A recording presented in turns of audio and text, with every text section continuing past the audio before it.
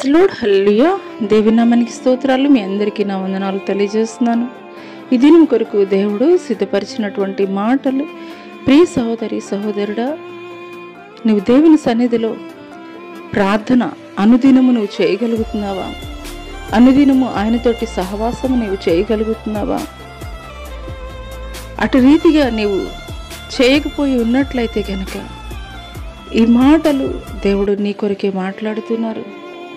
ఆయన గెత్సెమనే వనములో ఆయన చెమట రక్తముగా మారునంతగా ఆయన చేసినటువంటి ప్రార్థన ప్రపంచంలోకెల్లా శ్రేష్టమైనటువంటి ప్రార్థన. ఎందుకొరకు అనంటే గనక నువ్వు చేసేటువంటి ప్రార్థన కేవలం నీ యొక్క కుటుంబ సభ్యుల కోసం, నీ రక్త సంబంధికుల కోసం, నువ్వు ప్రేమించేటువంటి వారి కొరకు, లేదా భౌతికమైనటువంటి అవసరతలు పొందు నిమిత్తమే నువ్వు ప్రార్థన చేస్తావు.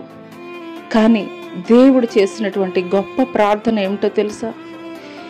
నీ యొక్క, నా యొక్క, ఈ ప్రపంచ మానవాళి ప్రతి ఒక్కరి పాప శాపాలు, వారి యొక్క ఆలోచనలు, దేవునికి వ్యతిరేకమైనటువంటి ప్రతి ఒక్క ఆలోచనలు సమస్తాన్ని కూడా ఆయన మీద వహించుకున్నాడు. ఆయన భరించాడు, ఆయన వహించుకున్నాడు.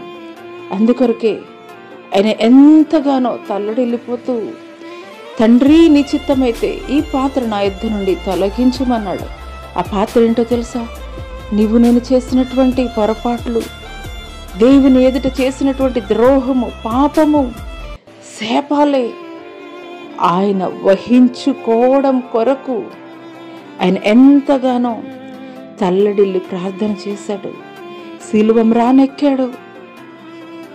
అందుకొరకే ఆయన తండ్రి తండ్రి నా చేయి ఏల విడిచితివి అని, ఏలి ఏలి లామా సబక్తాని అని ఆయన తండ్రి ఒక్కసారి చేయి విడిచినప్పుడు తట్టుకోలేక ఆయన గట్టిగా కేక వేసినటువంటి సందర్భాన్ని అయితే మనం చూస్తాము. హల్లెలూయా.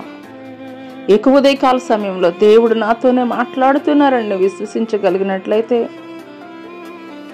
ప్రతి దినము కూడా నీ కుటుంబము, నీ బంధువులు, నీ స్నేహితులు భౌతిక సంబంధమైనటువంటి అవసరతల కొరకు మాత్రమే కాదు, ఆయన 33.5 సంవత్సరాలు ఏ రీతిగా ఒక మాదిరికరమైనటువంటి జీవితాన్ని మనకి చూపించి వెళ్ళారు. ఆ మార్గంలో ప్రయాణం చేయడమే ఆయన ఈ భూమి మీద చేసినటువంటి త్యాగానికి, ఆయన ఒలికించినటువంటి రక్తానికి ఇచ్చేటువంటి నిజమైనటువంటి సమర్పణ జీవితం. అట్టి సమర్పణ జీవితం నువ్వు కలిగి ఉండాలని దేవుడు కోరుకుంటున్నాడు. అట్టి కృప దేవుడు నీకు దయచేయనుగాక. ఆమేన్.